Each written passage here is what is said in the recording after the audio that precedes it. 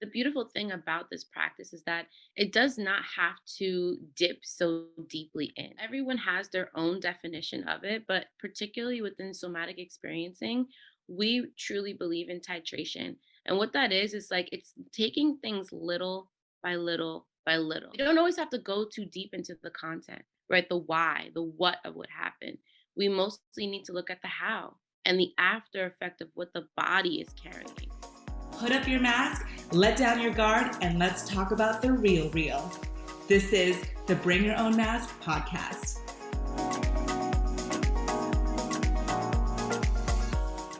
Hey everyone, welcome back to the BYOM podcast. I'm your host, Kristen Noelle, and I am so excited to bring to you a very special guest, Elle Jones. I'm so excited because Lauren, better known as Elle, is also a licensed massage therapist, and she's a public speaker for 5 years. I think one of the most amazing things that I've learned about her is that she's also a somatic body worker, which I know nothing about. So in this interview, we're really going to dive into what that actually means. She works a lot with Black women and women of color. And her thing is that she really wants to heal justice and really advocate for the freedom for a lot of people out there that don't have that. So without further ado, Elle, welcome to the show. Thank you. Thank you for that beautiful intro. Super excited to dive in and talk a bit more and just super, excited to be here on your Yeah, platform. thank you. I'm so honored. So we were actually just talking about this before we hit the record button, but Elle actually was sharing with me how she lost her following recently on social media because she was hacked on Instagram. So let's just get in there because I feel like no one really talks about this and it's a thing that actually happened. So can you share more with us, like what your experience was like with that? Yeah, definitely. So, completely caught off guard. I just finished filming for a masterclass I was getting ready to drop, Mhm. and I was doing like a promo video for it. So, I had just posted this like beautiful video of me like walking and like using the song Living My Life Like It's Golden by Jill Scott, right? And so I'm living my life like it's golden. And the next thing you know, I get a DM from someone I actually went to high school with, and they're telling me about their business, wanting me to join something. I'm thinking it's them. No one told me they were hacked a while back. And next thing you know, this hacker who hacked their account got access to my page, and my account was under wraps. It was being used to promote Bitcoin transactions and all kinds of things and trying to like dupe my audience essentially into buying into what they were doing. And I reported it to Instagram. Unfortunately, they don't have like live personnel, there's no one to talk to. You kind of have to deal with bots and forms and things that are very indirect. And next thing you know, I guess people reported it and my page was completely gone. Almost 8,000 followers stripped Oh my away. gosh, that's Mm. insane. Wow. And what's interesting is that what I guess replaced your following or whatnot was like Bitcoin stuff. Is it related to anything that you talk about? I'm just curious. No, absolutely not. I mean, like this person was posting videos on my story of me like counting money and it was not me, but people are like, "Whoa, like, did she like go the scammer route?" And I'm like, "Absolutely not. Like this is completely not related to what I do." Wait, so hang on. So it was actually like you? Like, how did they do that? Was it like, Wasn't me. oh, it No. wasn't you. Okay. It was like hands. All you see was hands, but they were the same skin color as mine. Right. And so people can, leave it out in the open for people to decide whether they believe it or not. Oh gosh. Well, I really wanted to open up with this because I feel like this kind of goes into like our conversation today, right? Where like you can't always believe what you see. They go on Instagram or they go on social media or TikTok and they always just believe what they see right off the bat, right? And I'm not saying everyone, but that is the culture that we're in right now. What are your thoughts around social media? Definitely. I mean, social media, it has its pros and its cons, as we all know, right? It is this beautiful marketplace, this beautiful hub for people to share their journeys, to share the different things that they're into, maybe that they use for their healing, different hacks. I know I learn a lot about different little hacks and DIY things on Instagram and social media, but there is a downside, right? There's this side of these platforms that does kind of paint these, perfectly curated images of people. And, on the behind the scenes spectrum of those who are watching and viewing and just partaking in their content, it can feel like, these perfect lives, these curated lives are the truth, right? The real, the behind the scenes. And as we both know, right, that is completely false. We are still going to be humans and we're not going to be able to escape this human experience just through having a lot of followers, a lot of likes, a lot of Mhm. reach in social media. So there is a line that's starting to get blurred. And I think it's so important now, for influencers or just people with large accounts to start to share and be transparent about what really goes on behind the scenes. Oh, yeah, I love that. I mean, also too, like people with large followings, like we never really know how they got their following either, right? Like you can always use websites to kind of tell, right? But for someone that, let's just say, doesn't work for a marketing company or is just like a regular person that follows like a big account, they're just seeing what they see. You know what I mean? And so I just think it's so important that we're having this conversation right now, is that like what you see is not always what you get. Speaking of like this image that we put, right? This mask that we put on. I would like to just get in there with you. So let's put down our guard, let's put up our mask, and let's talk Yes, about the real, real. yes, definitely. I'm excited to talk with my face nice and tight from this mask. What kind of mask do you have today? So mine is called a pink grapefruit clay mask. It's Hmm, by Be Pure. okay. Yeah, it was gifted to me in like a little gift pack. So I'm like, might as well try this one out. Yeah, and I I love have that yours. bentonite clay, but I was like, I don't think I'm gonna be able to talk with bentonite clay on my face. Is it a two-parter? You said it was a two-parter, right? It is a two-parter, but I think I'm just gonna go with one part for this interview. All right. So, Elle, I'm sure everyone wants to know, especially me, myself, because I want to learn more about somatic healing. Because you've done a lot of different things. You've been a public speaker for 5 years. You're also a massage therapist. Walk me through how you got to where you are today. Yeah, so it's interesting, all my different paths and journeys that I have followed along the years, they all bleed into one another. They're all a continuum of, my curiosity with every topic. So, somatics kind of found me through both massage, blending massage, and my studies in African American history in college. Mm, And I went through the process of, going to massage school and learning about the body and working with clients. And what I kept seeing is like, people would get on my table and I may touch a certain area and all of a sudden they are like having like an emotional reaction or they're relating, this certain kind of touch. They would either shed a tear or, just let out a deep sigh. And I mm, was like, there's something more under the surface, that this touch work is bringing forth. And I wanted to learn more about it.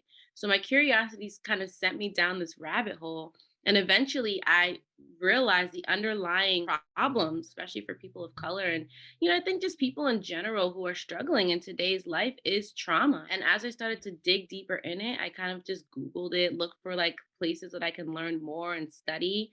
And next thing you know, I found the Somatic Experiencing Institute, which was having classes literally like around the corner from my job at the time. wow. So it was amazing that I stumbled upon it, but it's like such a staple now of everything that I believe and just, all the different things that I've been working toward. This is like the one that grabs me the most. Wow. So for those people that are listening, including myself, that don't know what somatic healing is or somatic body work, can you explain what that actually is? Yes, definitely. So it's always interesting to me, trying to explain this topic because even the experts, right, even the people who like pioneered this somatic work, it's hard to like narrow it down into one thing. But somatics essentially, soma, the root word of somatics means of the body, Okay. right?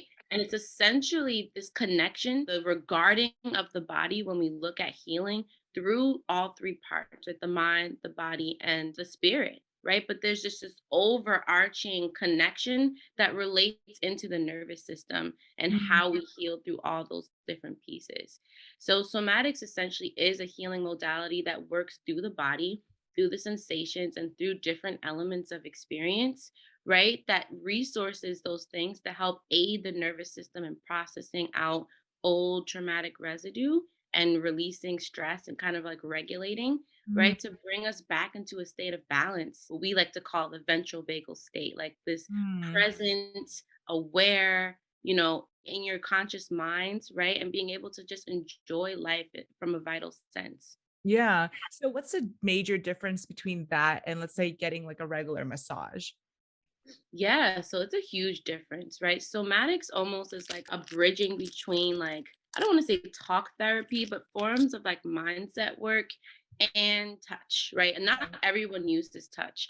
I particularly am a somatic body worker, but there are somatic dance practitioners, there are somatic psychotherapists, somatic, medical doctors. Mm, There's so many different ways that you can blend this into your personal practice. But with me, my somatic bodywork sessions, we have a whole beginning like hour within the session that isn't even hands-on, okay. right? Completely almost in like this meditative like connection with one another where we're Okay. feeling and we're noticing the sensations in the body and kind of allowing them to take us through this journey within, right? We regard the sensations in somatics as the language of the body, right? Our body, for every one nerve fiber coming from the brain to the body, there's 7 nerve fibers coming from the body to the brain. And all Mm, that means is that there's more information that the body is sending up to the brain than the brain is sending down to the body. And wow. so it's in the body, yeah, that has like all these different elements of our experience, that need to be looked into and worked with in order to create a change within. Okay, so I'm so glad that you mentioned this because I probably have done somatic work and I didn't even realize that I did it. So recently, my husband and I went to Tepoztlan, Mexico to do a workshop around like fire initiation and just learning more about ancestral Mexican work. And so we got this chiropractic work done by this healer, but he only spoke Spanish. So he was translating to, our friend who spoke both Spanish and English. And basically, what he was basically adjusting me, he was also doing some type of work that allowed me to feel like all these types of sensation. And then he was able to tap into my childhood and my ancestral line. And then I started bawling at the end of the session. And then I just realized like what you just described was probably what he was doing. But then obviously, because he didn't speak English, he couldn't really explain Yes. it in words. So is that Yeah. similar?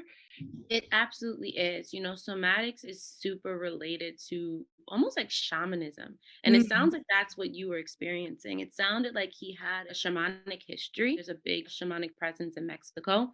yes. And especially within their healing work in terms of body work, they do dip and dabble into, like those gene codes and those different things that come up through our childhood and our past lives. Mhm. And it's essentially like soul retrieval, right? You're Mm, going back within your experience, and you're pulling out parts that may have been lost, right? Parts yeah. that may have been blocked, parts that we didn't even know were still being affected from the past. And essentially, you being able to tune into the sensation and re enlivens the experience and almost helps you walk that part of you, that piece of Mhm. your inner child, that piece of Mhm. you that was just trapped in that past moment into the now, right? Into the present to help them look around and say, oh, we're actually safe, right? That Yeah. thing that happened is no longer happening right now. Yeah. I have some friends that are not as like, let's say spiritual as me. Cause for me, like I love to experiment with everything. Anything that has to do with healing, like I'm all in, right? But I know that there are some people that are actually scared. Like they actually don't want to tap into that side of them because they know that they had a traumatic childhood, like, and it's really bad and they don't want to relive it. How would you say that what you do will be a good experience for them or would help them now? Yeah. The beautiful thing about this practice is that it does not have to dip so deeply in, right? Everyone has their own definition of it, but particularly within somatic experiencing, we truly believe in titration. And what that is like it's taking things little by little by little, right? Mm, One drop, one increment, one molecule of somebody's experience. And we can be working from the outermost layer of what they may be feeling. So I have clients that come to me that don't even tap into, these deeper historical traumas, right? We can deal with just the stress of everyday life, going to work, right? Having poor sleep. I have someone that comes to me with an autoimmune disease, mm, right? And we're working just directly on their health and wellness. And the nervous system, it just has this beautiful component that help heal all of these things within us, right? Or at least aid this process of regulation within. So it doesn't have to dip too deeply. And I travel very shallowly with a lot of my clients, and they get amazing results that actually end up resetting things that are deeper within them without them even knowing. Another thing that we talk about is that we don't always have to go too deep into the content, right? The why, the what of what happened.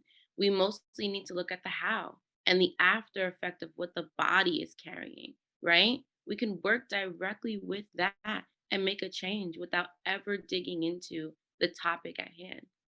I love that you say that because that hits a lot of points that I know a lot of my friends would already ask you, like, okay, like I want to do this. It sounds interesting, but I'm so terrified of like going way too deep, right? Because like everyone's different. I love going deep, but not everyone is, there yet. And that's totally fine, right? Like wherever you are at your healing journey. That's also why I love talking about this because I feel like nowadays more so than ever it is very important for us to heal because we've all been through trauma, right? And I'm sure we're going to get into that like after we take off our mask, but it is so true and I'm so glad that you have the type of work available. I do want to ask, is it mainly in person? Can someone do somatic healing with you, let's say over the internet?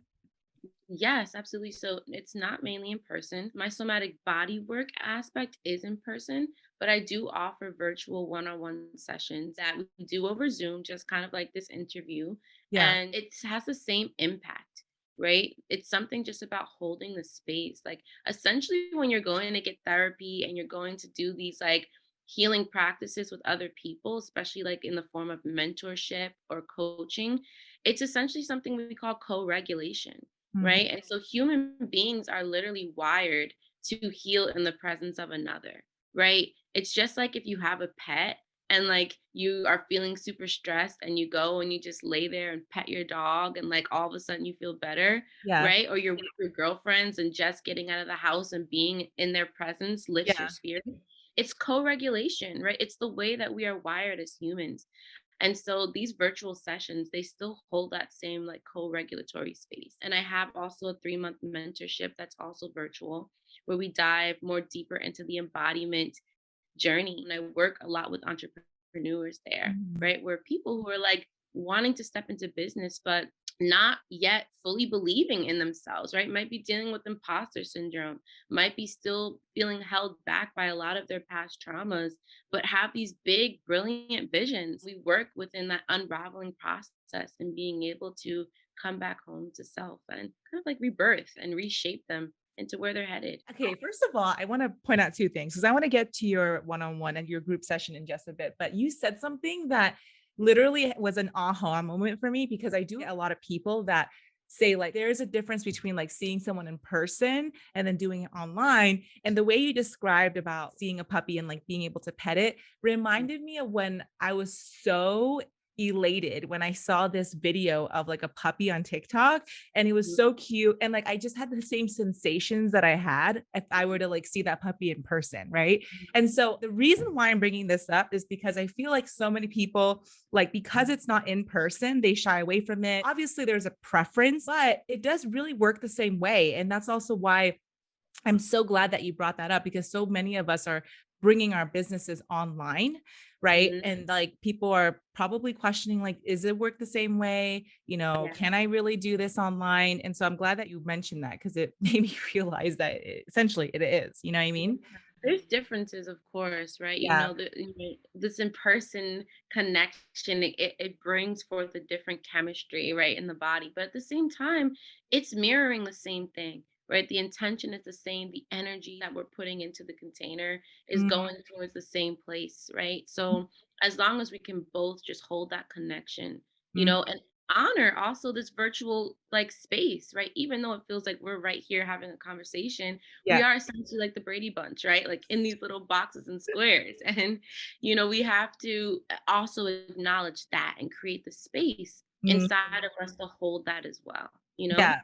I love that. You know what? I'm starting to feel like my mask is drying up. So let's take it off. And I actually want to talk more about embodiment because, for you to be able to like obviously teach people about embodiment, that must mean that at some point you've struggled with it. I've struggled with it. So I want to hear your experience as we take off our masks and just take off this layer of ourselves. Absolutely, absolutely. So, embodiment has been a huge struggle of mine. In the beginning of my journey, my healing journey, I actually thought that my only duty was to serve other people, Mm, right? Completely in the space of being a giver, completely in the space of being, a bit of a people pleaser with my practice, right? Really just feeling like I'm supposed to just learn these tools, take these classes and bring them back to others. And in that time, I was suffering so much within, right? And when you're suffering within, as you probably know, your clients can sense that as well, right? yeah. They will pick up on, and you will attract, right? People who are at the same level as you. And so I realized that, and I'm like, I want to work deeper with people. And I had to realize, wow, you have to go and implement these practices for yourself now. Mhm. So it took a big like break, from serving, right? Yeah. And it's beautiful because it actually happened during COVID, right? During COVID, where I couldn't touch people anymore. And this was my big transition out of touch, massage therapy into more of this somatic coaching work. And I got to work with my own practitioners, right? I worked with an Ayurvedic practitioner.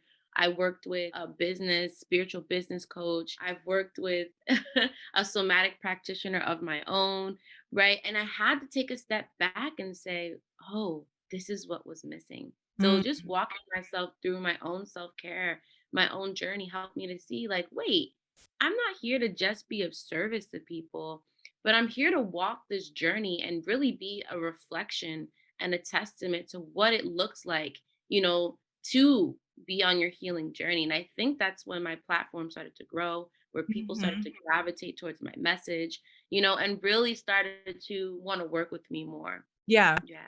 It's so important that I feel like as influencers or people that have a following that we do share that journey because I totally agree with you. I feel like the idea of like being an expert and like people like just looking up to you, it's so old, right? We're stepping into this world where like for me, I rather follow someone that's not a master. It's someone that's just on that journey and just sharing that experience. So I'm really glad that you say that because, like I forgot who I heard this from, but he talked about how he is not a master. Like as much as people see him as a master or an expert, he is still learning every single day. And I think that we need to have that mindset in order for us to really help other people as well as ourselves, right? It's not just about helping others, but having this healing journey and helping ourselves along the way, right? It's a win-win. So I am really curious when you got into this work, right? Can you share with us like what kind of like aha experiences happen for you? I mean, somatic Mm, slowed me so down, and when I first started, and I first kind of like did my first module on my beginning level, and I was like ready to hit the ground running, right? That's when that big aha moment of like, wait, like, you need to take a moment to integrate all that you've been through. And I mean, just to give you a little more background, like when I launched my business, it was almost what somebody else would call like a pitfall moment in their life, right? I had just broken up with my son's father. We were together for 3 years and lived together and all of that. And I had just broken up with him, moved back home, launched my first program and enrolled a lot of people, more than I was ready and prepared to handle. And then my father had a stroke, like literally 2 weeks into the program. oh my So God. it was like this whammy, all in the midst of a pandemic. I was like so disembodied, right? I was showing up to calls and you can feel my anxiety, you know what I mean? Just radiating through me. And I mean, my clients might say it differently, but I could feel my anxiety. I can feel the weight of everything I was going through showing up. And I thought that I could just push through. I thought that I could just continue putting on the mask, right? And just showing Mhm. up as a professional. But eventually I started to crumble, right? I started to feel the weight of everything that was going on. And Yeah. it was a moment that was like, never again. Never will I force myself to be somewhere I'm not. Yeah. And I will always take the time, right, to show up authentically and share from the space that I'm in. So I started to infuse my message into my work, right? I started to tell people, just like that guy was telling you, like, I'm not this master. I'm not perfect. I'm walking this journey directly along your side. The only difference is that I've had maybe a little more access to certain tools and I have a little more access and experience with certain forms of healing that I can share with you to bring out your own mastery, right? Mhm. Was the aha moment where I was like, okay, I need to heal and I need to be transparent with that process. Yeah. What you explained actually happens so much more often than we think. First of all, I feel like, oh my gosh, I can't believe that happened. You know what I mean? For you, like during that time. I think I used the same serum as you. Is that a This Kiehl's? one, it's a different serum. The Ayurvedic practitioner I worked with, she actually hand makes these based on like different things that come up with, within you spiritually, emotionally. So Oh, wow. a little bit of a special thing, yeah. I But love it. the same Well, box. what I was gonna say was that, you mentioned how you were leading this workshop or you were going through this program, right? You're into it, and then, like, obviously that happened to you with you said your father-in-law, your actual father. My father, yeah, Oh my my actual gosh. Wow, I can't even imagine what that was like. People that are going through a similar experience, right? And they feel like they're forcing themselves to do something that they really can't handle, but they feel like they've already committed. What advice would you give to them? yeah, I mean, firstly, it's gonna be consult with your gut, right? We Mhm. often go and want to consult with somebody else, and we think someone else is gonna have the answers for us. But the truth is that your body is responding, with the answers that you're looking for. We're holding the keys to our own experience. So go within first and consult your gut. There's a feeling inside of you that will say, like, hey, stop, right? Step away or continue and just, move slowly. You know what I mean? Take your time. Don't rush. Don't try to get it perfect. Just go through the experience and allow yourself to receive what you can, what you have the capacity to receive. But I am a big believer, like we've been talking about, in embodiment and integration. And Mhm. if you feel like the load on you is like this, and you can't even be focused or feel attentive or, alive in whatever it is that you're trying to invest in or move toward, like take a step back. Take a step back and reflect, you know what I mean? And feel into like where you are and allow like the process in you, you know what I mean, to help you. That's one thing. Or find support, right? Find someone who can hold the space for you to heal as you move through other things, right? Don't try to put it all on you. I think I went through that phase as well where I thought I was the only person that can, be there with me in the depths of my healing journey and all the things that were coming up. And it's like, soon as I hired my somatic practitioner and soon as I worked with, these other healers, like I instantly started to heal so much faster because it was like I needed, again, that co regulation to help support me. And I needed to not feel alone in the Yeah. process.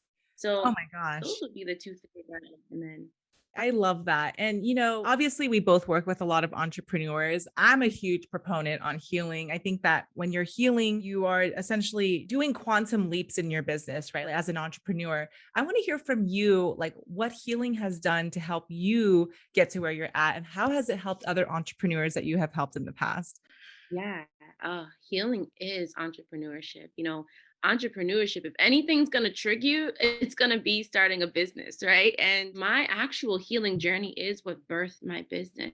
Like I was saying, a lot of the entrepreneurs that I've worked with have also birthed their businesses in COVID, in this pandemic. And so it pulled on so many strings, whether that be financially, whether that be spiritually, whether Yeah. that be just relationally within our relationships and just life, and kind of just naming those things that I named to you before. I had two choices. I had the choice of being sucked into that experience and, not going and finding the help and kind of just like wallowing in whatever the depressive states, the anxiety, the feeling lost and the feeling like, what the hell? Like, I'm losing everything that I ever worked for. And I could have, and I would have never birthed, the trauma queen. I would have never birthed anything that I actually wanted to put out there, but it was when I took that moment to choose, I made the choice to invest in healing and going into those darkest parts of myself and working with my inner child, in doing the mindset work, even in just like a daily routine of like exercise and, committing to different changes in my diet.